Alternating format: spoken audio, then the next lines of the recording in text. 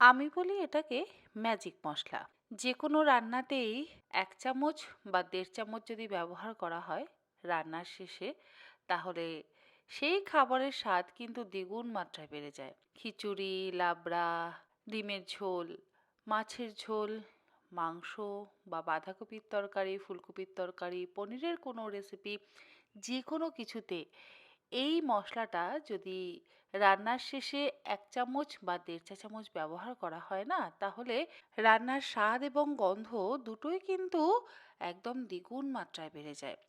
আবার যদি মশলা কষানোর সময়তে ১ চামচ বা ২ চামচ ব্যবহার করেন, তাহলেও দেখবেন সেই খাবারে দারুণ স্বাদ আসবে। ২ থেকে ৩ টেবিল চামচ পরিমাণে নিয়ে নেব গোটা ধনে। তার সাথে দিয়ে দেব অর্ধেকটা পরিমাণে গোটা জিরে। গোটা ধনের থেকে গোটা জিরের পরিমাণটা একটু কম ব্যবহার করতে হবে। মানে যদি গোটা ধনে ব্যবহার করেন ৪ টেবিল চামচ, গোটা জিরে ব্যবহার করবেন ওই ৩ টেবিল চামচ পরিমাণে। ৪-৫ টা ছোট এলাচ আর একটা দারচিনি স্টিক, ৩-৪ টে তেজপাতা আর ৫-৬ টা গোটা শুকনো লঙ্কা। এই হচ্ছে গোটা মশলার উপকরণ। এগুলোকে নিয়ে নেব ফ্রাই প্যানের মধ্যে।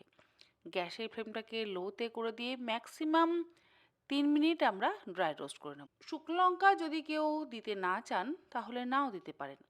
অনেকে তো শুকনো লঙ্কা একেবারে খেতে পছন্দ করেন না, তারা শুকনো লঙ্কাটাকে অ্যাভয়েড করবেন। কিন্তু গোটা ধনে, গোটা জিরে, তেজপাতা, দারচিনি আর ছোট এলাচ অবশ্যই ব্যবহার করতে হবে। লবঙ্গ ব্যবহার করবার প্রয়োজনই পড়ে না।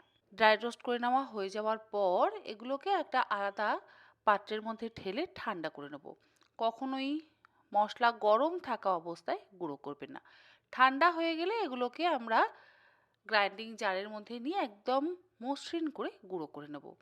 আমি মোটামুটি আমিষ নিরামিষ যে কোনো রান্নাতে ১ চামচ করে ব্যবহার করি। সত্যি বলতে রান্নার স্বাদ কিন্তু অসম্ভব ভালো হয়।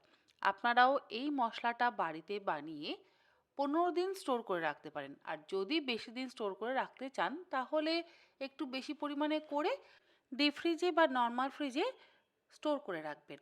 আর যখন ব্যবহার করবেন ওই অল্প একটু ফ্রিজ থেকে বের করে নিয়ে রান্নার শেষে ওপর থেকে ছড়িয়ে দেবেন।